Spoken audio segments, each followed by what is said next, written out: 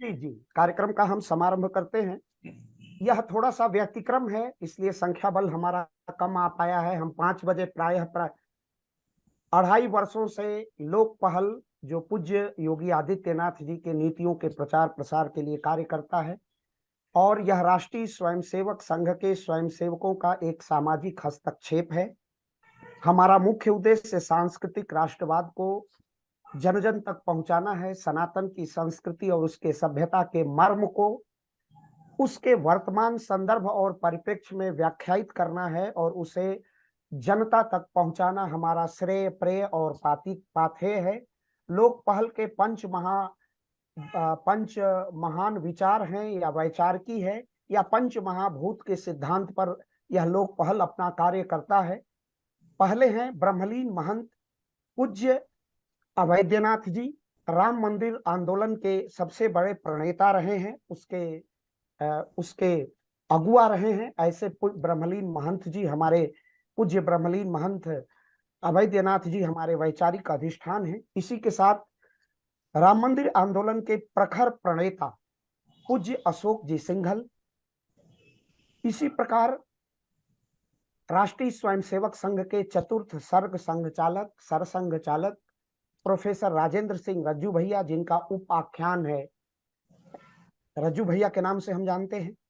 महामना पंडित मदन मोहन उपाध्याय भारत रत्न है, और शिक्षा के क्षेत्र में भारतीय शिक्षा और स्वदेशी को प्रतिस्थापित करने वाले भारत के मनीषी हैं, और एकात्म मानववाद के प्रणेता, जिनका उद्देश्य और दर्शन था हर हाथ को काम, हर खेत को पानी। ऐसे एकात्म मानववाद के अंत से उदय करने वाले अंत्योदय के प्रतिष्ठापक पंडित दीनदयाल उपाध्याय लोक पहल के सांस्कृतिक अधिष्ठान है। और लोक पहल का वर्तमान में जो संचालन नेतृत्व कर रहे हैं वो प्रयाग विश्वविद्यालय से डॉक्टर विजय कुमार सिंह हैं, और डॉक्टर विजय कुमार सिंह संघ के बड़े आर्थिक प्रकल्प स्वदेशी जागरण मंच के क्षेत्रीय विचार प्रमुख हैं, और यह क्षेत्र पूर्वी उत्तर प्रदेश क्षेत्र बनता है संघ की दृष्टि से काशी प्रांत, गोरक्ष प्रांत, अवध प्रांत और कानपुर प्रांत से। आधा उत्तर प्रदेश का अधिकतम भाग पूर्वी उत्तर क्षेत्र कहलाता है संघ की क्षेत्रीय दृष्टि से। उसके आप विचार प्रमुख हैं, आप लोक पहल के संयोजक हैं, नेतृत्व करता है। और लोक पहल का एकमात्र ध्येय, जैसा कि मैंने कहा है, कि पूज्य योगी आदित्यनाथ जी की नीतियों को, उनके सांस्कृतिक राष्ट्रवाद को, उनकी वैचारिकी को, उनके प्रशासनिक दृढ़ता को, उनकी राजनीतिक नेतृत्व क्षमता को, उनकी सुदृढ़ मनस्विता को जन जन तक पहुंचाना और जन समस्याओं को सत्ता प्रतिष्ठान की ओर उन्मुख करना लोक पहल का मुख्य उद्देश्य है। और निस्वार्थ भाव से लोक पहल अपनी अविराम यात्रा लगभग 2.5 वर्षों से प्रत्येक रविवार को वह एक जूम व्याख्यानमाला से, और इसका सारा प्रसारण हो रहा है, जितने सोशल मीडिया के प्लेटफॉर्म है उससे उसका प्रसारण भी होता है। हम लाखों की संख्या में पहुंचते हैं। संघ के वरिष्ठ प्रचारक जो राष्ट्रीय उत्तरदायित्व में है, भारतीय जनता पार्टी के उपाध्यक्ष श्याम जाजू, और भारत के जितने बड़े अकादमिक जगत के लोग हैं, तथा साथ ही विश्व के अन्य देशों से भी इस पर अपनी वैचारिकी को, अपने पाथेय को दे चुके हैं विश्व के बड़े बड़े विद्वान। और उसी क्रम में वरिष्ठ आईएएस अधिकारी और उत्तर प्रदेश के निवर्तमान कैबिनेट सचिव, मंत्रिमंडल सचिव भी, मुख्य सचिव भी होते हैं, मंत्रिमंडल के भी सचिव होते हैं, ऐसे ही स्वनामधन्य श्रीमान राजेंद्र कुमार तिवारी जी हम लोगों के साथ हैं। आज बहुत ही महत्वपूर्ण विषय पर, वैसे हम राम मंदिर आंदोलन पर एक श्रृंखला चला रहे थे, लेकिन हमारे संयोजक जी से आपका संवाद हुआ और आपने सहर्ष स्वीकृति दी, इसके लिए भी आपका बहुत बहुत अभिनंदन। और हम अपने आप को गौरव का ये क्षण महसूस कर रहे हैं, अनुभूत कर रहे हैं कि आपने सहस्र समय हमारे संयोजक जी को दिया। और संयोजक जी ने कहा कि मेरे सामने धर्म संकट है, आपने तो राम मंदिर आंदोलन की श्रृंखला चला रखी है। हमने कहा कुछ नहीं सर, आपके निर्देश का हमें अनुपालन करना है, और हमारा सौभाग्य होगा कि हमारे पूज्य, हमारे बहुत ही अनुभवी, बहुत ही वरिष्ठ प्रशासनिक अधिकारी माननीय श्रीमान तिवारी जी हम लोगों का पाथेय प्राप्त होगा, वो भी बहुत ही महत्वपूर्ण विषय पर। और आज का विषय उन्होंने स्वयं निर्धारित किया था, मूल्य परक शिक्षा आज की आवश्यकता। कितना प्रासंगिक है, शिक्षा, यह पूरा शरीर संचालित हो रहा है तो उसमें उसका मस्तिष्क महत्वपूर्ण भाग है। नहीं तो मनुष्य की मनुष्यता और मनुष्यत्व समाप्त हो जाएगा। उसी तरह शिक्षा किसी राष्ट्र का मस्तिष्क है, प्राण वायु है। शिक्षा से ही राष्ट्र को गति मिलती है, उसकी गत्यात्मक ऊर्जा शिक्षा ही है। तो मैं सर्वप्रथम चाहूंगा इस विषय पर थोड़ा सा प्रकाश डालने के लिए और माननीय अपने अतिथि को आमंत्रित करने के लिए लोक पहल के संयोजक, स्वदेशी जागरण मंच के विचार प्रमुख, पूर्वी क्षेत्र श्रीमान डॉक्टर विजय कुमार सिंह जी को आमंत्रित करता हूं कि वो उस विषय पर प्रकाश डालते हुए अपने लोक पहल की के संदेश, लोक पहल की उपादेयता और उद्देश्य को उजागर करते हुए माननीय तिवारी जी को आमंत्रित करें। श्री डॉक्टर विजय कुमार सिंह जी। नमस्कार। हम सर को क्या आमंत्रित, सर से तो आग्रह जो किए थे वो आज की हमारी बहुमूल्य विचार हमारी जनता के लिए और हमारे समाज के लिए बहुत ही उपयोगी है। यह विषय मूल्यपरक शिक्षा का आया कैसे, जब हम लोग जो है योगी जी की नीतियों को, प्रदेश सरकार और देश की नीतियों को नीचे तक ले जाने का जो संकल्प लिए, उस संकल्प को पूरा करने में आ रही कठिनाइयों का मूल कारण था मूल्यपरक शिक्षा का अभाव। वर्तमान में आज जिसके पाथेय को हम प्राप्त करेंगे, जब बातचीत हमारी हुई तो यह स्पष्ट हो गया उनके अनुभवों से कि शिक्षा के क्षेत्र में ही नहीं, समाज के क्षेत्र में और सरकार जिस भी क्षेत्र में नीतियां बनाती हैं, उन नीतियों को नीचे तक इम्प्लीमेंट करने के लिए अगर ईमानदार शिक्षित लोग नहीं होंगे और उसको समझने वाले लोग नहीं होंगे तो शायद ये बहुत कठिन हो जाएगा। तो ऐसे में नीतियां बनाने के लिए तो बहुत अच्छे लोग हैं, लेकिन नियति से उसको पालन करने वाले लोग तभी तैयार हो पाएंगे जब हमारे देश में, हमारे प्रदेश में मूल्यपरक शिक्षा होगी। तो विषय तो बहुत है, लेकिन हम सर के बीच में ज्यादा समय अपना देके और उनके समय को कम नहीं करना चाहता, क्योंकि हमको उनको सुनना है और उनसे जो सुनेंगे वो हमारे लिए भी उपयोगी है और समाज के लिए उपयोगी है। इतना कह के हम अपनी वाणी को विराम देंगे और सर से आग्रह करेंगे, श्री राजेंद्र कुमार तिवारी सर से, कि वो अपने वक्तव्य को प्रारंभ करें। धन्यवाद। बहुत बहुत धन्यवाद डॉक्टर विजय कुमार सिंह जी, संयोजक महोदय, doctor Akhilesh Tripathi ji, doctor विवेकमण Tripathi ji, doctor Bhavesh Dwivedi ji, लोक पहल से जुड़े हुए सभी हमारे समस्त सम्माननीय पदाधिकारीगण, सदस्य बंधु व समस्त शिक्षकगण, प्रबुद्ध वर्ग से जुड़े हुए सभी महानुभावों, सबको मैं नमन करता हूँ, प्रणाम करता हूँ। आप में जो शिक्षक हैं, तो शिक्षक तो सबसे अधिक महत्वपूर्ण होता है, वंदनीय होता है। मैं स्वयं शिक्षक परिवार से हूँ, मेरे पिता स्वयं शिक्षक थे। तो मैं जब शिक्षकों के बीच में आता हूँ तो मुझे लगता है कि मैं अपने परिवार में आके बात कर रहा हूँ। तो इन बातों को कहते हुए मैं धन्यवाद देना चाहता हूँ डॉक्टर विजय कुमार सिंह जी का, कि उन्होंने मुझे अवसर दिया, उन्होंने संपर्क किया और मुझे बड़ा अच्छा लगा कि इतनी ऐसी संस्था लोक पहल जो देश को जनचेतना के माध्यम से समाज के संवर्धन के लिए प्रतिबद्ध है, ऐसी संस्था से मुझे भी जुड़ने का अवसर मिल रहा है।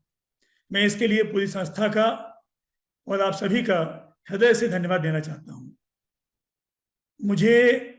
मेरे लिए सौभाग्य की बात है कि उत्तर प्रदेश में लगभग 38 वर्ष तक मुझे विभिन्न पदों पर कार्य करने का अवसर मिला है।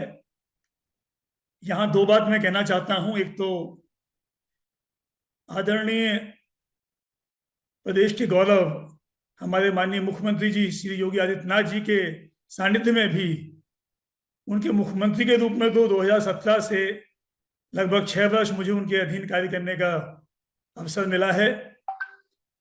और ये मेरे लिए बड़े सौभाग्य की बात रही है, क्योंकि जितनी मूल्य आधारित प्रशासनिक व्यवस्था वो चलाते हैं, जो नीतियां उनकी मूल्य आधारित होती हैं, उनके अधीन मुझे शिक्षा विभाग में भी अपर मुख्य सचिव के रूप में कार्य करने का मौका मिला। तो मैंने ये स्वयं अनुभव किया कि वो कितने मूल्यों के प्रति, सिद्धांतों के प्रति, ईमानदारी के प्रति समर्पित हैं।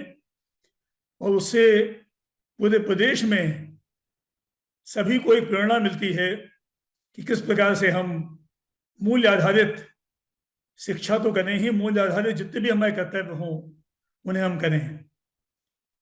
आपके राम मंदिर निर्माण की श्रृंखला है ये मेरा सौभाग्य रहा है कि प्रभु राम ने मुझे हमेशा अपने चरणों के निकट रखा है। मैं 1992 में भी अयोध्या में जो उस समय फैजाबाद जिला कहलाता था, वहाँ मैं तैनात था और मैंने वहाँ भी देखा कि किस तरह से हम लोगों ने जो राम मंदिर निर्माण का जो पूरा आंदोलन था, कितना उत्साह से, कितना स्फूर्ति से वहाँ कार्य हुआ था। और उसके बाद से ये मेरा सौभाग्य रहा कि मुख्य सचिव के रूप में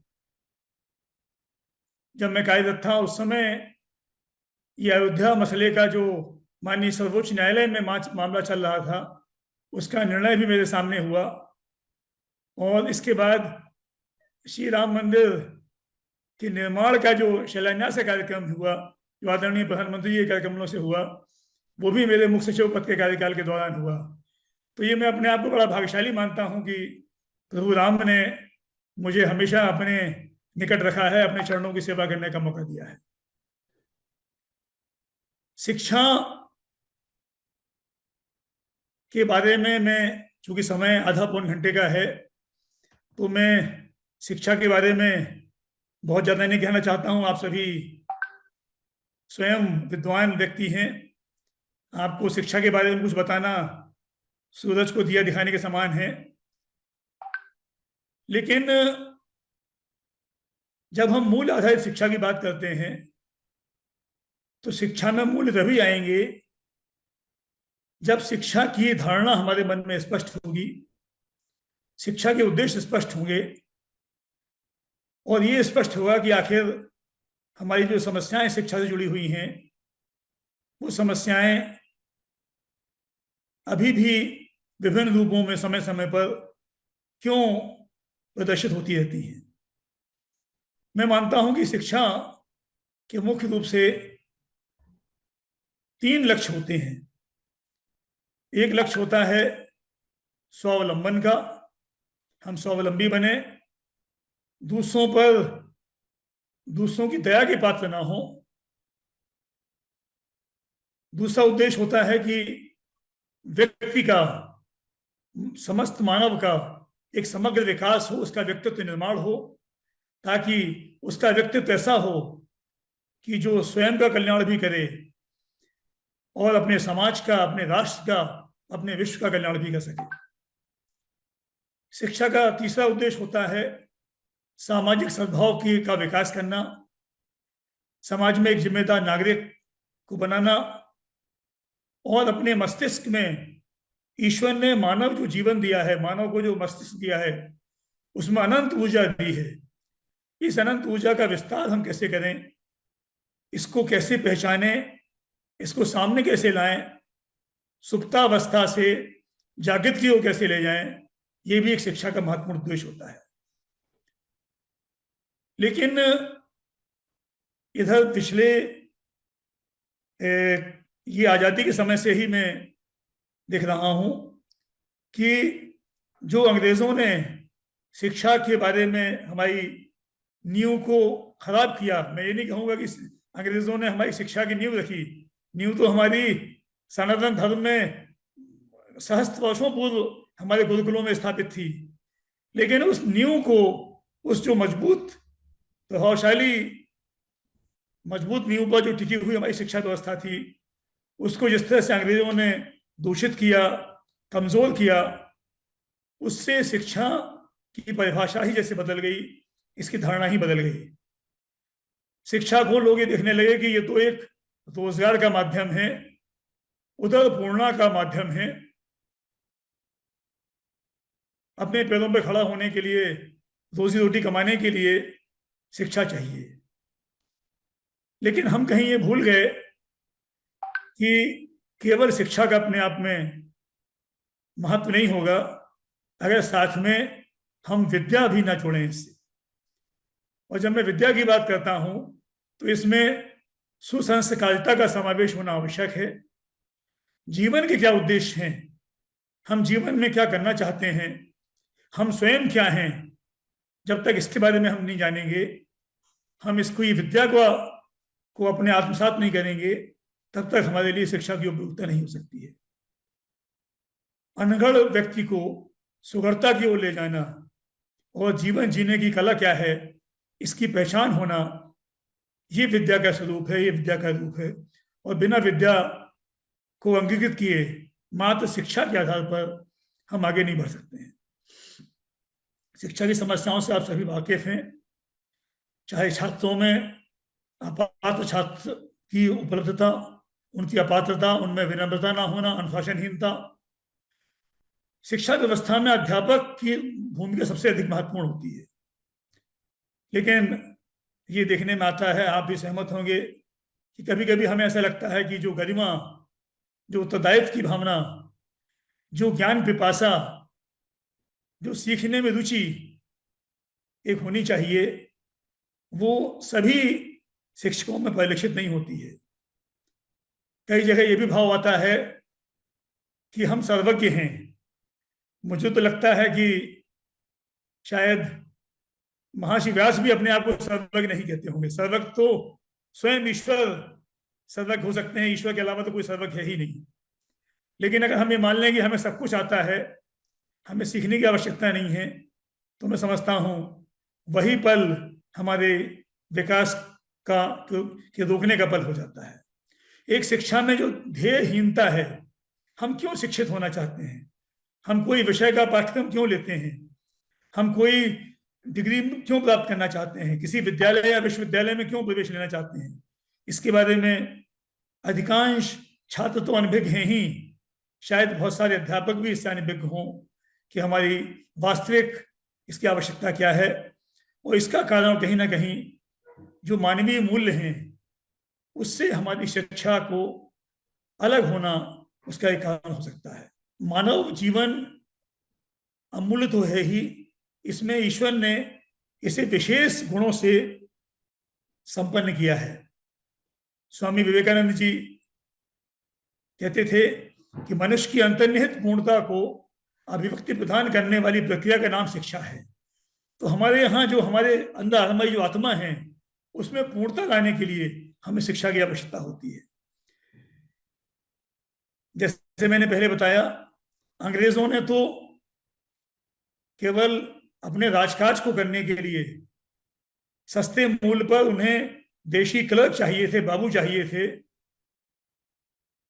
अपनी राजभक्ति के गुलाम चाहिए थे। उसीलिए उन्होंने अपनी शिक्षा पद्धति, जिसे हम मैकाले की पद्धति भी कहते हैं, उससे उन्होंने शिक्षा को हमारे सामने प्रस्तुत किया।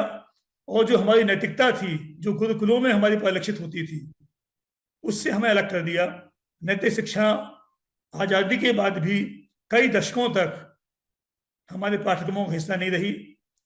मुझे प्रसन्नता है कि माननीय मुख्यमंत्री जी और आदरणीय प्रधानमंत्री जी के मार्गदर्शन से, उनकी प्रेरणा से जो नई शिक्षा नीति आई है, उस शिक्षा नीति में अब हमने नैतिक शिक्षा और मूल आधारित शिक्षा को भी जोड़ा है। लेकिन इसको और प्रभावशाली ढंग से हमें समझने की आवश्यकता है, हमें इसको लागू करने की आवश्यकता है, और जन जन के मन में ये स्पष्ट करने की आवश्यकता है कि आखिर मूल आधारित शिक्षा का क्या उद्देश्य है। मैं बार बार इस बात को दोहराना चाहता हूं कि शिक्षकों के प्रति जब तक हम समर्पण का भाव नहीं रखेंगे और शिक्षकों में मूल आधारित शिक्षा की बात उनकी जब तक मन में नहीं आएगी, तब तक हम केवल सतही तौर पे पाठ्यक्रम में डाल करके या केवल इसके बारे में कार्यशालाएं आयोजित करके शायद अपने लक्ष्य को प्राप्त नहीं कर सकते हैं। आचार्य को तो हमने ब्रह्म या देवता के तुल्य माना है। तैत्तिरीय उपनिषद में मातृ देवो भव, पितृ देवो भव और आचार्य देवो भव की बात कही गई है, क्योंकि आचार्य ही ऐसे हैं जो विद्यार्थी को, शिक्षार्थी को संस्कारवान बनाते हैं, सुसभ्य नागरिक बनाते हैं। तो मुझे लगता है कि कहीं ना कहीं अगर हमारी शिक्षा व्यवस्था में आचार्यों को हम अपने पुराने रूप में ले आए जो गुरुकुल में हुआ करते थे। तो जो हमारे गुरु साक्षात ब्रह्म ही का रूप है, उस रूप से अगर हम अपने शिक्षकों में अगर वो प्रेरणा उत्पन्न कर सकें तो मूल आधारित शिक्षा को प्राप्त करने में हमें बड़ी सुगमता होगी। हम जब गुरुकुल में हमारे शिक्षार्थी पढ़ते थे तो केवल वो ज्ञानवान ही नहीं बनते थे, बल्कि उनसे अपेक्षा की जाती थी कि वो चरित्र की कसौटी पर, विद्वता की कसौटी पर खड़े उतरें और एक शक्ति पुंज बन करके समाज का और देश की सेवा करें। जब वो वहां से सफल होकर निकलते थे तो एक प्रतिज्ञा लिया करते थे।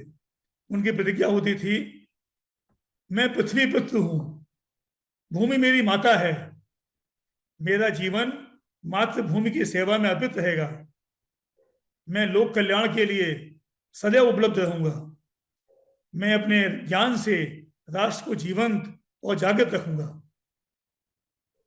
आपने देखा होगा शायद कितने विश्वविद्यालय आज ऐसे हैं, कितने विद्यालय ऐसे हैं जहां इस प्रतिज्ञा के साथ हम आगे निकलते हों। हमारा इतिहास तो इतना गौरवशाली रहा है, जहां महान विद्वान पाणिनि की तरह व्याकरण के विद्वान हुए, पतंजलि की तरह योग शिक्षा के विद्वान हुए, चरक और सुश्रुत की तरह औषध शास्त्र के ज्ञाता हुए, याज्ञवल्क्य की जगह मानव आशा शास्त्र बौद्धिक शक्ति प्रदान करने वाले महान शिक्षक हुए। ऐसे हमने विद्वानों को तब जन्म दिया है जब पश्चिम में, पूरे विश्व में शिक्षा कोई जानता भी नहीं था क्या है। ऐसे हमने विद्वानों और शिक्षकों से अपने समाज को जागृत किया। लेकिन अब जो एक बहुत बड़ा जो एक रिक्ति मिल रही है वो हमारे ज्ञान में और आचरण में कहीं ना कहीं सामंजस्य का जो अभाव है वो मिलती है। हम तब तक ज्ञानी अपने आप को नहीं कह सकते हैं, तब तक किसी व्यक्ति को पंडित या शिक्षित नहीं कह सकते हैं, जब तक उसके आचरण में और ज्ञान में सामंजस्य ना हो। अगर उसका आचरण उसके ज्ञान के अनुरूप नहीं है तो ऐसे ज्ञान का कोई लाभ नहीं होता है। ये दुर्भाग्य है कि कभी कभी अब हम अगर छात्रों से बात करते हैं तो उनका लक्ष्य परीक्षा पास करना या डिग्री हासिल करना ही होता है। उनके सामने कोई ध्येय या कोई आदर्श नहीं होता है, उनकी इस कारण से विवेक जागृति नहीं होती है और उनके व्यक्ति का अपेक्षित विकास नहीं होता है। पेट भरना महत्वपूर्ण है, बट पेट कैसे भरें ये भी उतना ही महत्वपूर्ण है, उससे अधिक महत्वपूर्ण है। यदि हम केवल येन केन प्रकारण पेट भरना या धनराशि उपार्जन के लिए ही लगे रहेंगे तो हम अपने व्यापक उद्देश्य से विमुख हो जाएंगे और विमुख होने का जो दुष्परिणाम है वो विभिन्न रूपों में हमारे सामने आ जा रहा है। हमें इसके लिए स्वयं कार्य करना पड़ेगा, अपने मनोबल को स्वयं समर्थ बनाना पड़ेगा। जब हम मूल आधारित शिक्षा की बात करते हैं तो इसमें दो बातें प्रबल होती हैं, एक तो सभ्यता हमारी और एक सुसंस्कारिता। सभ्यता से मेरा आशय है कि हम दूसरों से अपना क्या व्यवहार करते हैं। जब तक दूसरों से हमारा व्यवहार एक सज्जनोचित व्यवहार नहीं होता है, और जो हम समय समय पे देखते हैं, आज आप देखते हैं सड़क पे रोड पे हम गाड़ी चलाते हैं, हम दुकान में कोई सामान लेने जाते हैं, हम अपने जहाँ हमारे सेवा स्थल हैं, जहाँ हमारे कार्यस्थल हैं, वहाँ हम देखते हैं कि एक दूसरे के प्रति हमारा व्यवहार कितना उचित होता है। जब तक ये सभ्यता हमारे अंदर नहीं आती है, इस मामले में मैं कुछ देशों की तब प्रशंसा भी करना चाहूँगा, क्योंकि ऐसा नहीं है कि विदेशों में सब चीज़ खराब है और हमारे देश में सब चीज़ अच्छी है। हमें दूसरे देशों में जो अच्छाइयाँ हैं वो भी ग्रहण करने में कोई संकोच नहीं होना चाहिए। और मैंने अनुभव किया है कुछ देशों में जहाँ मैं रहा भी हूँ, वहाँ पे हम अपने जो सहयोगी नागरिक हैं, हमारे साथी हैं, उनकी सुविधा, उनकी सहूलियत के प्रति भी बड़े संवेदनशील होते हैं। अगर मैं छोटा उदाहरण देना चाहता हूँ, अगर हम अपनी गाड़ी में बैठे हुए जा रहे हैं और अगर हमारे बगल से कोई पैदल यात्री या कोई साइकिल में यात्री सड़क पार करना चाहे तो ये बड़े वाहन में बैठे हुए यात्री की जिम्मेदारी है कि स्वयं रुक जाए, लेकिन पैदल जाने वाले व्यक्ति को आगे जाने दे। जो व्यक्ति सामाजिक, आर्थिक, राजनीतिक या ज्ञान की दृष्टि से बड़ा है, उसका ये धर्म है कि वो अपने से छोटे व्यक्ति को प्राथमिकता दे, सम्मान दे। जब तक ये व्यवहार हमारे अंदर नहीं आएगा, तब तक हम उससे अपेक्षा नहीं कर सकते हैं कि वो एक यंत्र की भांति, एक रोबोट की भांति हमारे बनाए हुए नियमों को और कानूनों को उसका पालन करता रहे और हमारी सुख सुविधाओं के लिए कार्य करता रहे। इस सभ्यता से ही हमारा विकास होगा। सुसंस्कारिता की जब मैं बात करता हूं तो इसका मेरा आशय अपने चिंतन को उत्कृष्ट और चरित्र को आदर्श बनाने की प्रेरणा है। और जब हम सुसंस्कार होते हैं, संस्कारवान होते हैं, सभ्य होते हैं, तभी हम समर्थ व्यक्ति हो सकते हैं। और समर्थ व्यक्ति ही समाज की सेवा कर सकता है, समर्थ व्यक्ति ही परिवार की सेवा कर सकता है, समर्थ व्यक्ति ही अपनी सेवा कर सकता है। वरना जो व्यक्ति समर्थ नहीं है वो अपने आप को भी निराशा के अंधकार में ढकेल देगा, अपने आप को वो ऐसी ऊर्जा से जोड़ेगा जो नकारात्मक होगी, जो उसका अपना भी और समाज का कल्याण नहीं कर सकती है। ऐसी स्थिति में निरंतर इस बात पर बल दिया जाना चाहिए कि उद्देश्यपूर्ण शिक्षा हम अपने पाठ्यक्रमों में न केवल शामिल करें। अभी मैं बात कर रहा था, एक यूनिवर्सिटी में मेरी बात हो रही थी, मुझे एक उन्होंने बताया, वाइस चांसलर महोदय ने, कि उन्होंने अपने यहाँ पाठ्यक्रम में इसको शामिल किया है। तो मैंने उनसे पूछा कि पाठ्यक्रम में शामिल किया है, बड़ी अच्छी बात है, बधाई आपको इसके लिए। लेकिन उन्होंने बताया कि ये विषय तो उन्होंने अनिवार्य कर दिया है, लेकिन इसका कोई वेटेज नहीं है। यानी जो मार्कशीट में अंक प्राप्त होंगे या जो डिवीजन प्राप्त होगा, उसमें इसका कोई यूनिट नंबर नहीं है, इसका 0 वेट होगा। तो बताइए, अगर मैंने उनसे कहा, फिर निवेदन किया कि यदि नैतिक शिक्षा का या मूल आधारित शिक्षा का हम ही वजन मूल्य 0 मानेंगे और 0 क्रेडिट के आधार पर हम बच्चों से अपेक्षा करेंगे, तब तो कोई वैसे भी इसको मानेगा कि इसका महत्व बड़ा कम है। मैंने उनसे कहा कि जैसे हम मैंने बीटेक किया था IIT कानपुर से, वहाँ जब हम फाइनल ईयर प्रोजेक्ट करते थे तो उसका वेटेज बाकी सभी विषयों से 2 गुना होता था। तो मैंने तो उनसे कहा कि जो नैतिक शिक्षा या मूल आधारित शिक्षा है, इसके पाठ्यक्रम का तो वेटेज 4 गुना होना चाहिए, वो भी कम है। और वो वेटेज हो ताकि इसका महत्व बच्चों और शिक्षकों दोनों के सामने इसका महत्व है। महात्मा गांधी जी ने भी कहा है, वो कहते थे, उनके लिए, मेरे लिए नैतिकता, सदाचार और धर्म पर्यायवाची हैं। महान शिक्षक दार्शनिक राधाकृष्णन जी ने भी ये कहा कि मानवीय मूल्य व्यक्ति की सांस्कृतिक विरासत का एक अंग है। इसको पाठ्य विषय में स्थान न देना छात्रों को उनके जन्मसिद्ध अधिकार के एक लाभ से वंचित करना है। तो मैं समझता हूँ प्रत्येक विद्यालय में, प्रत्येक विश्वविद्यालय में, प्रत्येक शिक्षा के स्रोतों में ये बहुत आवश्यक है कि हम इसको अंगीकार करें, इसके महत्व को सभी के सामने प्रस्तुत करें। हमारे शिक्षक हमारे राष्ट्र मंदिर के बड़े महत्वपूर्ण शिल्पी हैं। जो इसके विद्यार्थी या शिक्षार्थी है, ये अनगढ़ी हुई मिट्टी के समान है। हमारे विद्यालय, हमारे शिक्षण संस्थान, ये ईंटों के बनाने की कार्यशाला है। और हमारी शिक्षा उन्हें ढालने, उन्हें गढ़ने की विद्या है। मानवीय मूल हमारी वो आग हैं जिसमें ये कच्ची ईंटें मजबूत होंगी और सुंदर होंगी। ईंटों को कितना भी अच्छा बना दिया जाए, मिट्टी से कितना भी सुंदर बना दिया जाए, लेकिन जब तक मानवीय मूल्यों की आग में इन्हें तपाया नहीं जाएगा, तब तक ये ईंटें मजबूत नहीं हो सकती हैं, ये ईंटें स्थायी नहीं हो सकती हैं। इन ईंटों से कोई महल या कोई भवन नहीं बन सकता है। महान संत स्वामी विवेकानंद जी ने भी, उन्होंने तो बहुत व्यापक वक्तव्य दिए, उनके बारे में चर्चा की जाए तो मैं समझता हूँ कई घंटों तक उन पर विचार हो सकता है, उसकी अलग सत्र की आवश्यकता होगी। उनके शब्दों में, जो शिक्षा साधारण व्यक्ति को जीवन संग्राम में सक्षम नहीं बना सकती है, जो मनुष्य में चरित्र बल, परहित भावना, वह सिंह के समान साहस ना ला सकती है, वो कोई शिक्षा नहीं है। और ये शिक्षा तभी होगी जब ये मानवीय मूल्यों से भरपूर होगी।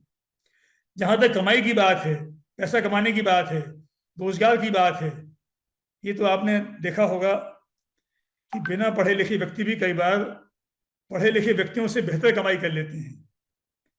हम लोग कई बार आपस में जब हल्की फुल्की बात करते हैं तो कहते हैं कि लक्ष्मी जी और सरस्वती जी का वैर है।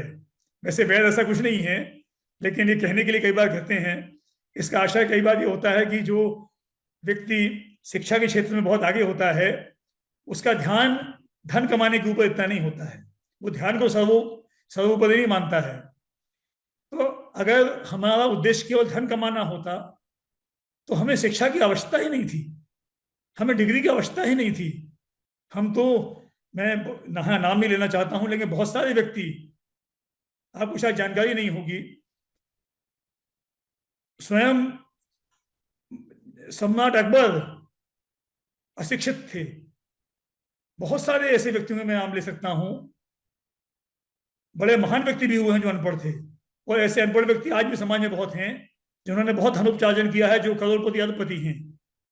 तो धन कमाने के लिए वास्तव में मूल्य आधारित शिक्षा की आवश्यकता ही नहीं है। शिक्षा की आवश्यकता तो आपके संपूर्ण व्यक्तित्व का निर्माण करने के लिए है, राष्ट्र का कल्याण करने के लिए है। मैं अब, चूंकि समय की सीमा है, और मैं कुछ बातें करना चाहता हूं कि जो हमारी मूल्य आधारित शिक्षा है उसको किस प्रकार से हम उसमें आगे बढ़ें, और उसके लिए क्या तरकीबें हो सकती हैं, उसके बारे में मैं अपनी बात कहना चाहता हूं। जब हम बात करते हैं मूल्य आधारित होने की, तो मूल्य से हमारा तात्पर्य क्या है? हमारा तात्पर्य कहीं ना कहीं, जब हम प्रकृति से या अपने परिवेश से कोई हम साक्षात्कार करते हैं, तो उससे हम कनेक्ट कैसे करते हैं, ये एक हमारे लिए विषय महत्वपूर्ण होता है। हमारा उससे किस प्रकार का प्रभाव होता है, किस प्रकार की हम उससे हम अपने को जोड़ते हैं, और उसका किस प्रकार से हम अपने को स्वयं प्रभावित करते हैं, ये एक बात महत्वपूर्ण होती है। इसमें हमें 3 स्तरों पर इस चीज को देखना होता है। एक स्तर हमारा होता है अपने स्वयं का स्तर, कि हम स्वयं के बारे में कितने परिचित हैं, हम अपनी स्वयं की हमें क्या पहचान है, हमारी क्या भावनाएं हैं, हम स्वयं अपने को कितना जानते हैं। दूसरा होता है कि हम अपने परिवेश को, उससे कितना हम संपर्क करते हैं, हमें क्या करना चाहिए, क्या हमारा लक्ष्य है, क्या हमारी आकांक्षाएं हैं, ये मूल्य आधारित शिक्षा हमें बताती है। और इसको कैसे किया जाए, इसके लिए हमारी जो तकनीक होती है वो हमें बताती है। एक बात मैं जरूर कहना चाहता हूं यहाँ पे, कि जब हम आमतौर पर मूल्य की बात करते हैं तो कोई चीज़ मूल्यवान क्यों होती है? क्योंकि हमारे लिए वो उपयोगी होती है। लेकिन अगर वो मात्र केवल सीमित उपयोगी हो, लेकिन अगर व्यापक परिवेश के साथ उसकी सहभागिता ना हो, तो हमारे लिए वो स्थायी रूप से उपयोगी नहीं हो सकती है। जैसे उदाहरण के लिए, जो मूल्यवान व्यक्ति की मैं बात करता हूँ, हमारी आँख है। हमारे लिए ये बहुत मूल्यवान इसलिए है क्योंकि हमें ये देखने में मदद देती है, विश्व से हमारा परिचय कराती है।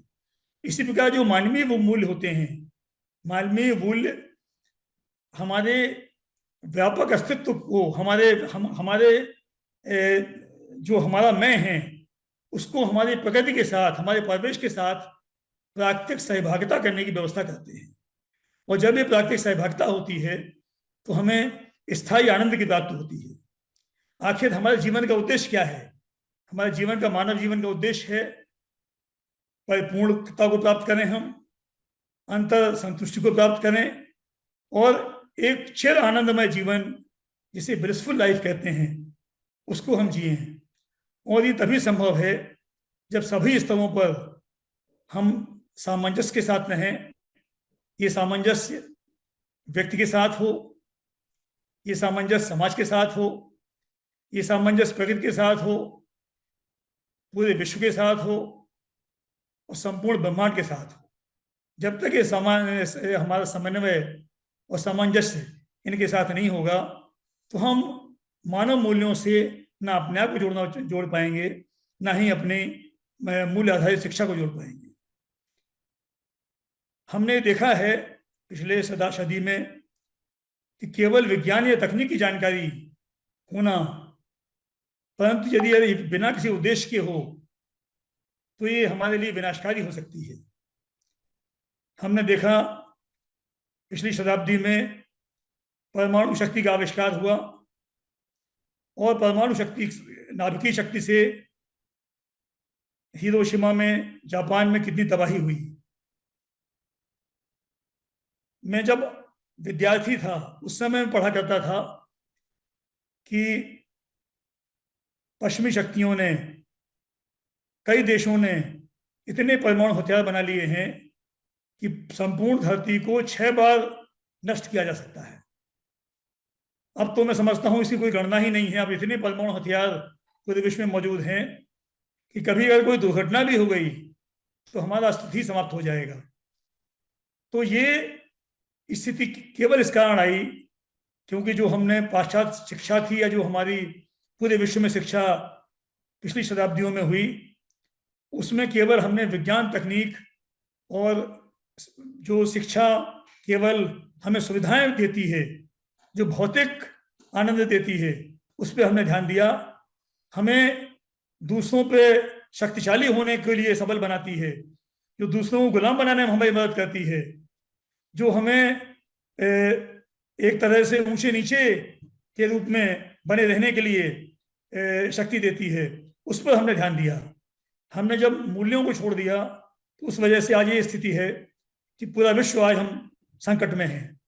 आज आप विश्व के इतने भागों में देखें जहां युद्ध हो रहे हैं, लगातार इस बात को लेकर चिंता है कि कहीं वो युद्ध कहीं विश्व युद्ध का रूप ना ले लें। हमने इंटेलिजेंस में भी, तकनीक में इतनी तरक्की की है। आप लोगों ने सुना होगा कि आर्टिफिशियल इंटेलिजेंस का बहुत इधर विकास हुआ है। ओपन एआई नाम की एक संस्था है जिसने हाल में ही अभी पिछले 1 वर्ष पहले चैट जीपीटी नामक एक ऐसा टूल दिया है जो कि बहुत सारे कार्य जो सामान्यतः मानव द्वारा किए जाते थे वो कार्य वो कर लेता है। लेकिन अब इसमें एक बड़ी चिंता भी है। अगर ये हमारी आर्टिफिशियल इंटेलिजेंस मूल्य आधारित नहीं हुई, अगर हमने इसको मूल्यों से विमुख रखा तो ये क्या स्वरूप ले लेगी, क्या हमारे अस्तित्व के लिए ही संकट खड़ा कर देगी, ये भी सोचने की बात है।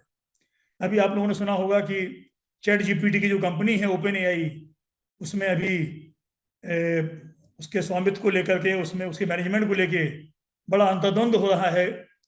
और ये बात सामने आ रही है कि इतना आर्टिफिशियल इंटेलिजेंस के माध्यम से इतना शक्तिशाली हम डेवलपमेंट कर रहे हैं, आर्टिफिशियल जनरल इंटेलिजेंस को पैदा कर रहे हैं, जो इंटेलिजेंस के मामले में कई मामलों में मानव से अधिक शक्तिशाली हो सकता है, मानव की मस्तिष्क से अधिक शक्तिशाली हो सकता है।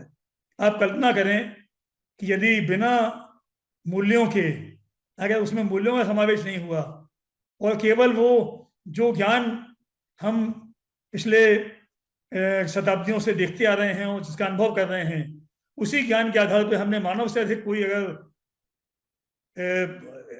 बुद्धिमान, इंटेलिजेंट मशीन बना दी, तो ऐसा तो नहीं कि वो मशीन ही हमारी सारी व्यवस्था को कंट्रोल करने लगे। वो जो हमारे जो न्यूक्लियर और जो एटमी परमाणु हथियार जो बने हुए हैं, उनका नियंत्रण ही इस मशीन के अंदर आ जाए और वो मशीन ही हमें पूरी पृथ्वी को समाप्त कर दे।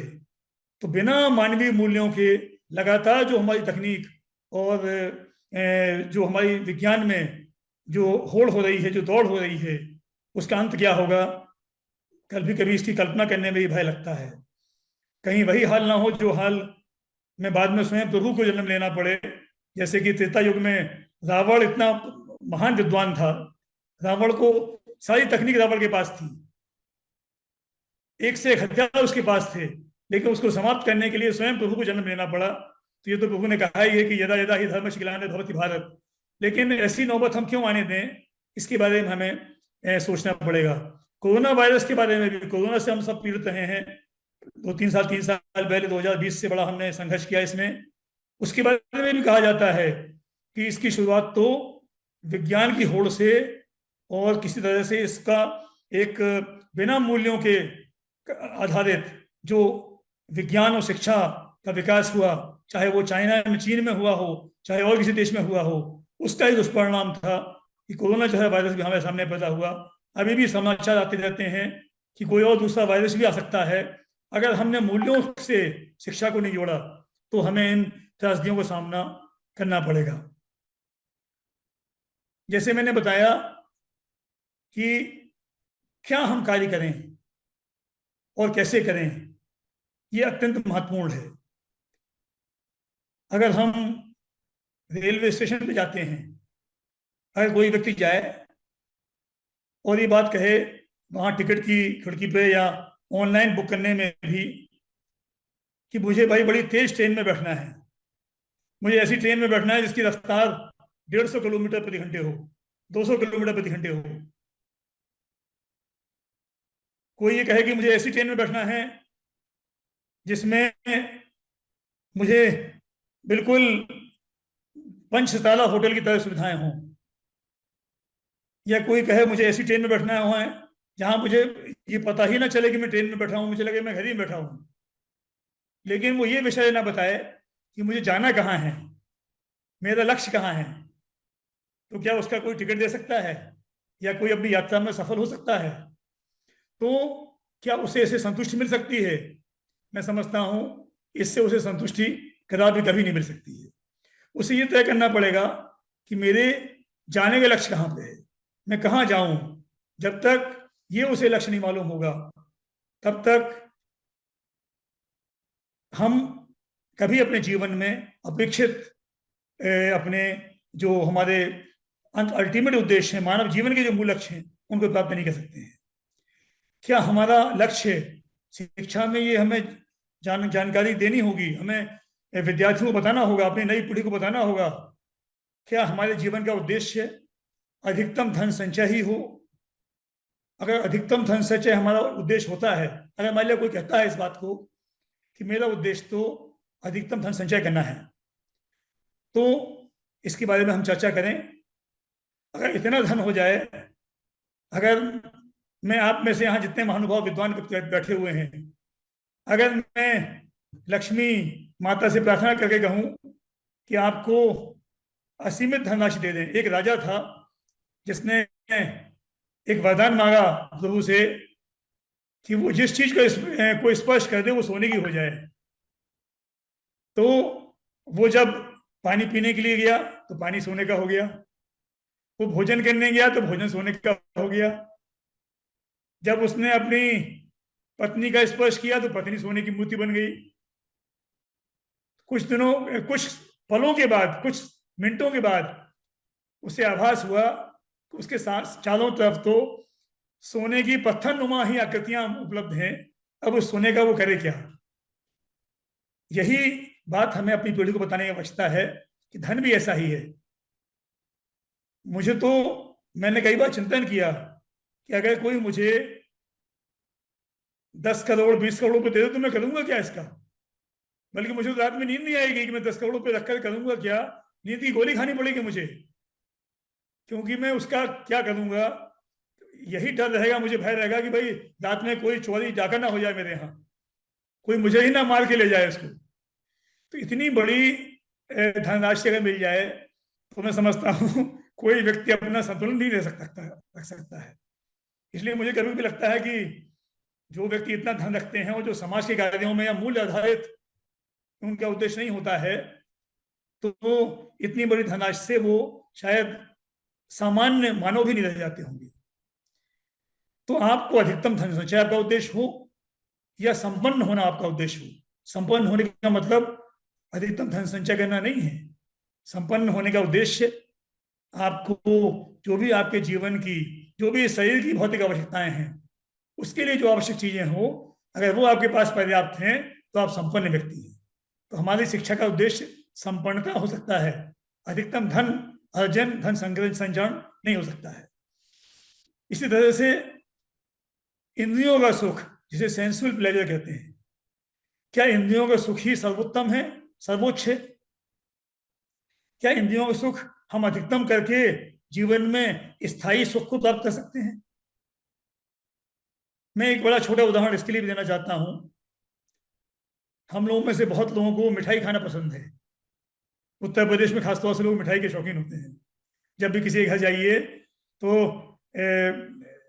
नमकीन अकेला मिल जाए, मिठाई ना मिले तो लोग कहते हैं भाई मिठाई नहीं मिला, ये लगता अच्छे जजमान नहीं है, अच्छे होस्ट नहीं है। लेकिन सबसे अच्छी से अच्छी मिठाई अगर आपको कहा जाए कि आप खाइए, आपने मान लिया कहा कि हमें गुलाब जामुन पसंद है, तो मैंने कहा ठीक है आप गुलाब जामुन खाइए, 1 खाइए, 2 खाइए, 4 खाइए। एक समय ऐसा आएगा जब आपका शरीर कहेगा कि अब हमें गुलाब जामुन की आवश्यकता नहीं है, या कोई अच्छा खाद्य हो, आपका पेट कहेगा कि अब हम पूर्ण हो चुके हैं, अब हमें इसकी आवश्यकता नहीं है। अब इसके बाद भी कोई व्यक्ति आपसे आग्रह करे कि नहीं भाई साहब बहुत अच्छा है, आपको तो आपकी प्रिय वस्तु है ये, तो इसको आप और खाइए, तो आप हो सकता दबाव में, संकोच में 1 आध और पीस खा लें। लेकिन इसके बाद फिर भी कोई दबाव डाल करके आपको कहे कि अब आपको खाना पड़ेगा, राजा का निर्देश हो जाए या आपके बॉस का निर्देश हो जाए कि आपको ये अच्छी चीज आपको और खानी पड़ेगी, तो मैं समझता हूँ आपके लिए वो सुख की चीज नहीं रह जाएगी, वो आपके लिए दंड, आपके लिए बड़ा एक कष्ट का विषय हो जाएगा। तो जो चीज आपको सबसे अच्छी भी लगती है, वो चीज भी जो आपको इंद्रियों को सुख देती है, वो चीज भी अगर आवश्यकता से अधिक हो जाए तो आपको वो स्थायी सुख नहीं दे सकती है। स्थायी, जो मैंने शुरू में कहा था कि चिर आनंद नहीं दे सकती है। और जीवन का जो हमारा उद्देश्य है, अगर आप शाश्वत आनंद की प्राप्ति करना चाहते हैं तो आपको तो उन चीजों पर ध्यान देना होगा जिनसे हमें स्थायी सुख प्राप्त हो। जो हमारे भौतिक सुख हैं, जो हमारे ये इंद्रियों के सुख हैं, ये तो हमारे लिए जैसे जैसे इसको हम भोग करते हैं उससे इनकी इनकी उपयोगिता है वो घटती जाती है। जो अर्थशास्त्र के हमारे शिक्षक होंगे वो समझते होंगे, एक वहाँ सिद्धांत है law of diminishing marginal utility, यानी कि घटती हुई उपयोगिता का सिद्धांत। तो प्रत्येक हम जो अतिरिक्त इकाई जो भोग करते हैं उसकी हमारे लिए उपयोगिता घटती जाती है, बाद में वो शून्य हो जाती है, नकारात्मक हो जाती है।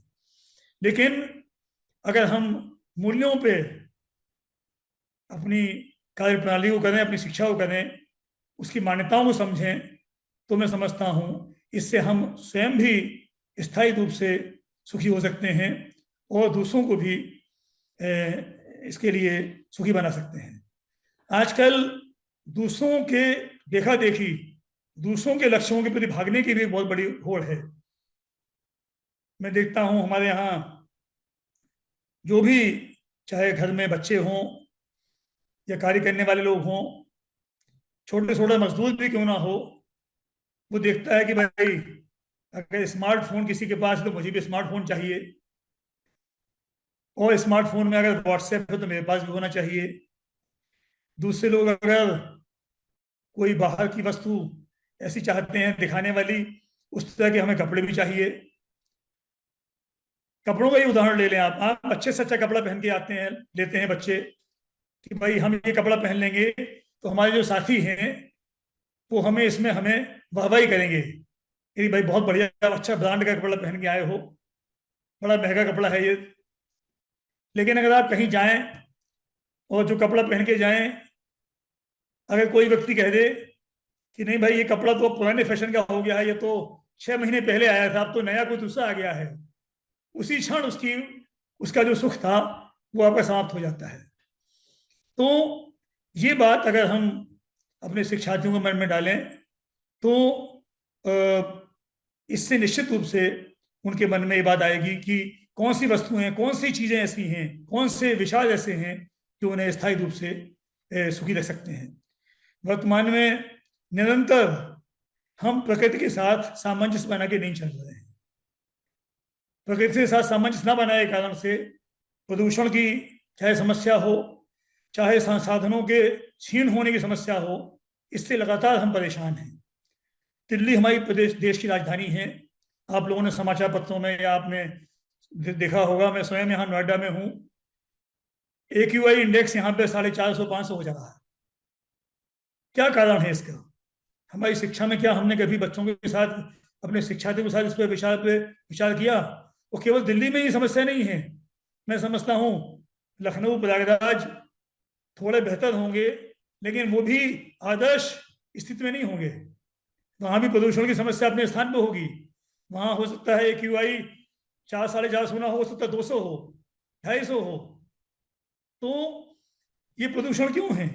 क्योंकि हमने केवल भौतिक संसाधन को आवश्यकता से अधिक करने के लिए उसी में ध्यान लगाया। हमारे जो विश्वास हैं, हमारी जो जीवन शैली है, उसको हमने भोगवादी और विलासितावादी इतना अधिक बनाया है, जिसमें कि संसाधनों का क्षरण भी हो रहा है और निरंतर इससे हम परेशान हो रहे हैं। मेरे मन में एक बात हमेशा आती है, मानव को ईश्वर ने सबसे विलक्षण प्रतिभा का बनाया हुआ है।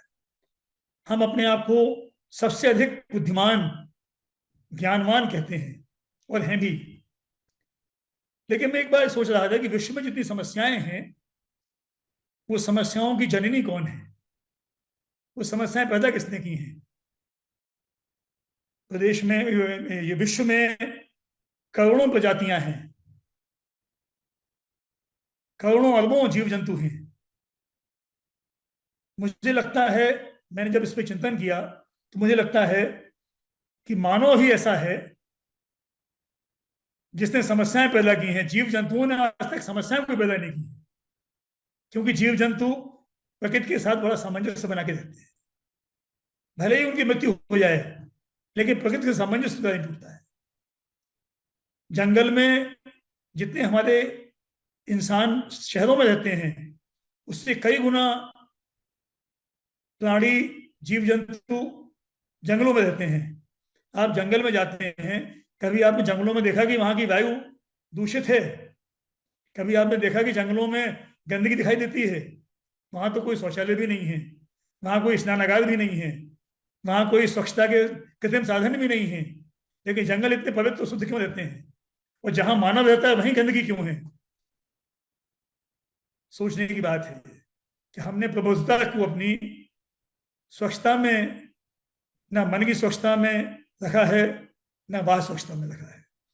तो ये, जबकि शिक्षा में डिग्रियों की कमी नहीं है, एक से एक संस्थान बनते जा रहे हैं, एक से एक इंजीनियरिंग, मेडिकल विश्वविद्यालय हमने बनाए हैं, लेकिन हमने ये नैतिक रूप से सक्षम नहीं बनाया। उन मूल्यों का हमने समावेश नहीं किया जिन मूल्यों से हम एक अपने परिवेश के साथ सामंजस्य बना करके चल सकें और एक चिर और स्थायी जो आनंद है वो स्वयं प्राप्त कर सकें। जो हमारी मूल्य आधारित शिक्षा है, उसकी कुछ विशेषताएं हैं जो हमें ध्यान रखनी चाहिए। ये सार्वभौमिक होनी चाहिए। इसमें जो भी चीजें हों, जैसे कि संबंधों में सम्मान, जो भी संबंध हो, हमारा संबंध चाहे हमारा कोई क्लास 4 का कर्मी क्यों ना हो, मजदूर क्यों ना हो, मजदूर को भी हम धुतकार की बात ना करें। मुझे कई बार बड़ा कष्ट होता है जब हम भाषा में अपनी जो कम हमारे समाज की निचली पीढ़ी के व्यक्ति हैं, उनसे बात करने का हमारा एक तरीका होता है, हमारे जो समकक्ष हैं उनसे हमारी वार्ता करने का दूसरा तरीका होता है, और जो हमसे उच्च या हमारे ऊपर हैं उनसे वार्ता करने का हमारा तीसरा तरीका होता है। ये चीज, संबंधों में सम्मान अगर हम नहीं रखेंगे तो ये सार्वभौमिक नहीं हो सकती है, ये सबके साथ सामंजस्य बना के नहीं रख सकती है। और ये चीज प्राकृतिक रूप से हमारे अंदर नहीं आती है, ये कृत्रिमता से हमारे अंदर आती है। प्राकृतिक रूप से तो हमारा जो मानव व्यक्तित्व है, जो ईश्वर ने हमें दिया है, ये तो सबको सम्मान करने का दिया है, सबके साथ मिलजुल के रहने का दिया है। आप स्वयं देखें, कभी किसी, अगर आप मार्केट जाएं या अपने विश्वविद्यालय में जाएं या अपने कार्यस्थल में जाएं, अगर कभी आप किसी को डांट भी देते हैं, आपको कोई डांट दे तब तो खराब लगता ही हमें है, अगर हम कभी किसी को डांट दें या हम कभी किसी को अपशब्द बोल देते हैं तो कई घंटों तक हमारे मन में ये बात कचोटती रहती है। हमें लगता है ऐसा क्यों हुआ, आखिर मैं क्यों नहीं अपने आप पर नियंत्रण रख सका। हो सकता है कि कहीं मेरी ही प्रतिक्रिया ज्यादा हो गई हो। तो हमारी आत्मा में प्राकृतिक रूप से तो संबंधों में सम्मान, शोषण ना करना, ये मूल्य ऐसे हैं जो हमारे अंदर निहित हैं, लेकिन हम बाहरी चकाचौंध में, बाहरी प्रभाव के कारण, जैसे कि जो व्यक्ति नशे में होता है उसे अपने का भाव नहीं होता है, अपना विवेक शून्य हो जाता है, तो उस कारण से हम इस पर ध्यान नहीं देते हैं। ये जो मूल आधारित शिक्षा है ये तर्क संगत है, युक्ति संगत है। जब हम इस पर चर्चा करें तो इसके हमें लाभ इसके स्वयं स्वतः दिखाई देते हैं। सहिष्णुता होना आवश्यक है, सामंजस्य होना आवश्यक है, इसके बारे में मैंने कहा। इसका सर्वसमावेशी होना आवश्यक है, और इसकी जो शुरुआत होगी वो अपने स्वयं के अन्वेषण से होगी। स्व अन्वेषण से ही, स्वचिंतन से हम उस दिशा में कैसे अपने शिक्षार्थियों को जोड़ पाएं, अपने जो भी हमारे नागरिक हैं उनको जोड़ पाएं, इस पे हमें उसके लिए हमें आदर्श स्थापित करने पड़ेंगे। और मुझे लगता है वो आदर्श हमारे जो समाज के प्रतिभाशाली व्यक्ति हैं, हमारे शिक्षक हैं, हमारे समाज को दिशा देने वाले कुशल राजनीतिज्ञ हैं, आदरणीय हमारे माननीय मुख्यमंत्री जैसे, आदरणीय हमारे माननीय प्रधानमंत्री जैसे जो चैतन्यवान समाज को दिशा देने वाले व्यक्ति हैं, ऐसे व्यक्ति सामने जब आकर के उनके सामने एक प्रेरणा देंगे तो निश्चित रूप से समाज, और इसलिए मैं तो बड़ा ही आशान्वित हूँ कि जो आगे हमारा जो स्वर्णिम काल आने वाला है, जो वो इन्हीं उसका जो आधार होगा, उसकी जो नींव होगी, वो मूल आधारित शिक्षा से ही पड़ेगी। अब मैं चूंकि समय बहुत हो गया है, मुझे लगता है कुछ विषय विमर्श होना आवश्यक होगा, तो मैं और अधिक बात नहीं कहना चाहता हूँ। मैं केवल एक रविन्द्रनाथ टैगोर जी की एक कविता अंग्रेजी में है, लेकिन मैं हिंदू अनुवाद के साथ अपनी बात समाप्त करना चाहता हूँ। आप लोगों ने सुनी होगी, लेकिन मुझे बड़ी प्रेरणा देती है वो। जिस वातावरण में हृदय भय शून्य हो, अंग्रेजी में है कविता ये, where the mind is without fear. तो मैं हिंदी में बताना चाहता हूँ, जिस वातावरण में हृदय भय शून्य हो, जहां स्वाभिमान से उन्नत ललाट हो, जहां ज्ञान प्राप्ति के मार्ग उन्मुक्त हो, जहां संकुचित दीवारों से संसार खंडों में ना बटा हो, जहां शब्द सत्य की गहराइयों से निकलते हों, जहां श्रेष्ठता प्राप्त करने के लिए अनथक पुरुषार्थ भुजाओं को बढ़ाता हो, जहां तर्क की निर्मल धारा का मार्ग मृत रूढ़ की मरुभूमि में खो ना गया हो, जहां तेरे द्वारा मन निरंतर विकसित विचारों और कर्मों में ले जाया जाता हो, स्वतंत्रता में, उस स्वर्ग में, हे परम पिता मेरा देश जागृत हो। जय हिंद। अब मैं अपनी बात यहाँ समाप्त करना चाहूँगा, एक बार पुनः आप सभी का आभार व्यक्त करके कि आप सभी ने मुझे बहुत समय दिया। मैंने अपेक्षा से अधिक समय ले लिया, लेकिन अगर कोई अपनी बात कहना चाहें या कोई सुझाव देना चाहें तो उसके लिए मैं स्वागत करता हूं। इसमें कोई प्रश्नावली नहीं होती है, सीधे प्रसारण हम लोग करते हैं जी। और आपका हम लोगों ने सुना, सब बहुत बहुत आपका आभार। और आभार इसलिए भी कि आपने विषय, अत्यंत प्रासंगिक विषय को आज आपने पाठ्य और विषय के लिए केंद्रित किया था। परिवार ममता का मनोरम मंदिर होता है और माता पिता के स्नेहिल संरक्षण में ही शिशु का विकास होता है, और वो परिवार और वो समाज, और वो परिवार से मिलकर समाज बनता है, और समाज से ही शिक्षक और शिक्षार्थी दोनों आते हैं। तो जिस समाज का आपने मूल्य परक शिक्षा की, आपने इतने अनंत द्वार खोल के उसका समाधान भी प्रस्तुत किया। मूल्य परक शिक्षा मेरी दृष्टि में वही है कि जो सभ्यता, आपने सभ्यता और संस्कृति दोनों को स्पर्श करने का प्रयास किया। सभ्यता हमारी जीवन शैली है और जब परिमार्जित होकर के मूल्यों का रूप ले लेती है तो वो संस्कृति हो जाती है। और संस्कृति काल के वक्ष पर अनंत काल तक अपनी यात्रा करती है। वैदिक काल से जो हमारी सभ्यता और संस्कृति है, उससे अगर समाज शिक्षा में मूल्यों को ग्रहण करता है, जैसे बड़ों का सम्मान करना अनंत काल से अनंत काल तक सही रहेगा और सुदूर अतीत तक सही था। अगर हम अपनी संस्कृति से मूल्यों को ग्रहण करते हैं और उसे शिक्षा में समाहित करते हैं तो वो राम की मर्यादा के रूप में आता है, कृष्ण के विवेक के रूप में आता है और शंकर के मानस के रूप में आता है। सर, आपने दोनों बातें कही, नकारात्मक और सकारात्मक दो विचार, शाश्वत और अल्पकालिक। शाश्वत विचार भी होते हैं और सामयिक भी होते हैं।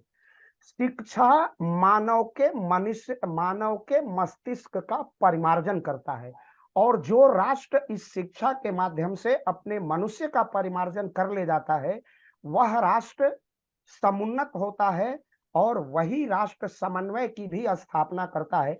हमारे वो शिक्षा के मूल्य ही थे जो वसुधैव कुटुंबकम का गीत गाते थे और विश्व को अपना परिवार मानते थे, वह शिक्षा ही है। आपने स्पर्श में कहा, पाश्चात्य शिक्षा को भी आपने जोड़ा। हम विदेशों में भी अच्छाई है, यह सर्वे भवन्तु सुखिनः, सभी लोगों का कल्याण होगा और सबके हृदय में ईश्वर है। हम तो उस सभ्यता और संस्कृति के और उस मूल्यों का पोषण करने वाले, उनका अनुकरण और अनुसरण करने वाले लोग हैं।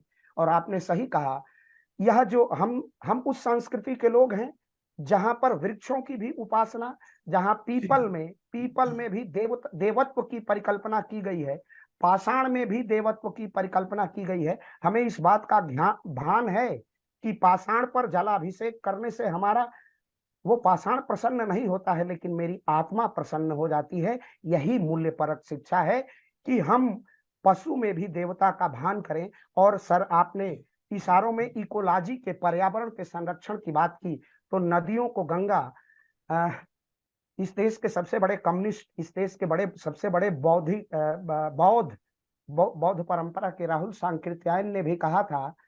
उन्होंने एक पुस्तक लिखी वोल्गा से गंगा तक, और उसमें कहा कि अगर भारत में साम्यवाद की परिकल्पना भी करनी है तो गंगा को गंगा नहीं, गंगा को गंगा मैया कहना पड़ेगा। यही मूल्य परक शिक्षा है। सर, आपने हर दरवाजे खोल के हर जगह स्पर्श किया और मुझे आश्चर्य तब हुआ कि विज्ञान का एक विद्यार्थी और आकंठ संस्कृति में इतना डूबा हुआ और जिसका इतना प्रशासनिक विशाल अनुभव है, वो अनुभव की थाती एक शिक्षाविद बोलता तो वो दूसरी दृष्टि होती, लेकिन उसका एक एक कसाव, शब्द शब्द यथार्थ से निकला हुआ और हमारे मस्तिष्क तक आ रहा था, लाखों श्रोताओं तक जा रहा था और ये फैसिलिटेट भी हो रहा था, कम्युनिकेट भी हो रहा था। और इस पाठ्य का अद्भुत था उसकी बड़ी सरलता, उसकी बहुत सहजता। सरल शब्दों में भी इतनी गंभीर बातें की जा सकती है, ये सर आपसे सीखा जा सकता है। और मूल्य पर कोई भी, मार्टिन लूथर किंग, आपने अनुवाद किया अंग्रेजी कविता का अनुवाद, ये सारी मूल्य परक शिक्षा का ही संकेत होता है। और कोई भी राष्ट्र स्वर्णिम काल का, और आपने संकेत भी किया है और उसकी एक तरह से भविष्यवाणी भी की है, कोई भी राष्ट्र जब समाज, उसकी संस्कृति, समाज और उसका प्रशासन एक सीध में, एक संरेख में आ जाता है तो उसका स्वर्ण काल होता है। जितना हम संस्कृति से, जितना सनातन से, जितना उस हिंदुत्व से हम ग्रहण करेंगे, तभी हमारे मन का लालच जाएगा। आपने कोई चीज छोड़ा नहीं है। भारत ही वो देश है जिसने परिकल्पना की, जिसने मनुष्य को सिखाया कि मनुष्य का लक्ष्य क्या है। कहा गया कि मनुष्य क्या है, तो हम ब्रह्मास्मि, हम तो ईश्वर के ही अंश हैं। और ईश्वर में वो त्याग है, वो वैराग्य है, और वही समष्टि का वयष्टि हटाकर, अपना इंडिविजुअलिज्म हटाकर कलेक्टिज्म लाने का प्रयास ही तो मूल्य परक शिक्षा है। तभी हम एक नौकर से, एक साधारण नागरिक से भी अच्छा सद्व्यवहार कर सकते हैं। मैं तो राजनीति विज्ञान का विद्यार्थी हूँ, और जब कोऑर्डिनेशन हम वो जब हम पोस्ट कार्ड पढ़ाते हैं और आप उस प्रशासन को जी के आए हैं कि गुड कोऑर्डिनेशन जब तक नहीं होगा, प्रशासन में वो पारदर्शिता, वो तेजस्विता, वो धार नहीं आ पाएगी। आपने एक भी राजनीति को, धर्म को, शिक्षा को किस चीज से नहीं जोड़ा, वो आध्यात्म तक उसका विशाल प्रसारण किया। और विश्व को कैसे शांति आएगी, वह भी मूल्यपरक शिक्षा से शांति आएगी, जिसमें वो संदेश होगा विवेकानंद का कि कम खाना प्रकृति है, अधिक खाना विकृति है, और भूखे को भोजन देना भारत की संस्कृति है। ये सब मूल्यपरक शिक्षा से ही आएगी, और वो मूल्यपरक शिक्षा हमारे वेदांतों में है। वेदों की व्याख्या के लिए ब्राह्मण, ब्राह्मणों की व्याख्या के लिए अरण्यक, अरण्यकों की व्याख्या के लिए उपनिषद, और उपनिषद से वेदों की व्याख्या का अंत, इसीलिए कहते हैं वेदांत। और वेदांत का ही साकार प्रतिमूर्ति है स्वामी विवेकानंद जी। रविंद्रनाथ टैगोर की अनुभूज भी गीतांजलि में वही वैदांतिक शक्ति ही है। अखिलेश जी, सर को आगे किसी कार्यक्रम में जाना है। जी जी, मुझे कर दीजिए सर का, ताकि कम से कम वो डिले न हो। उनको आगे कहीं किसी और कार्यक्रम में जाना है, इसीलिए इसको प्रीपोन किया गया था। जी जी जी सर, सर बहुत बहुत आभार। मैं आगे नहीं बोलूंगा। अब मैं सीधे बहुत संक्षिप्त धन्यवाद के लिए चीन के क्वातांगो विश्वविद्यालय से डॉक्टर विवेक मणि जी को आमंत्रित करता हूं कि सर का औपचारिक धन्यवाद करें। डॉक्टर विवेक जी।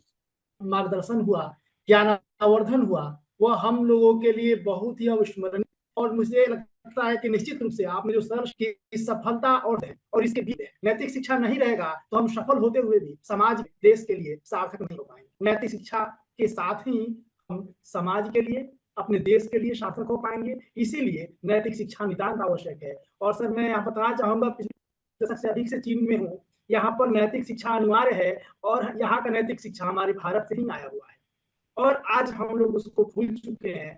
तो आज हमारी जो विकृति है, चाहे आतंकवाद हो या फिर सामाजिक भ्रष्टाचार हो या किसी भी, उन सब के मूल में हमारी शिक्षा व्यवस्था में नैतिक शिक्षा का होता है। तो सर आपने हमें समय दिया और अपने बहुत बहुत आभार सर, आपने अमूल्य समय में से दिया। अब आपको हम बिल्कुल कहेंगे कि आप जाइए अपने कार्यक्रमों में सहभागी बनिए। हमें भी ज्ञात था कि आपसे एक मीटिंग है, तो आप अपनी मीटिंग में जाइए। सर आपका बहुत बहुत आभार, लोक पहल परिवार की तरफ से बहुत बहुत आभार सबका, बहुत बहुत धन्यवाद। और आपके दर्शन होते रहे गुरुजनों के और विद्वानों के, और हमारे लोक पहल का, मैं खास तौर से लोक पहल से आगे भी मुझे विश्वास है कि विजय कुमार सिंह जी से भी और आपसे और आप सभी लोगों से जुड़ाव बना रहेगा, और हम लोग साथ साथ काम करेंगे। जी जी सर, बहुत बहुत आभार सर।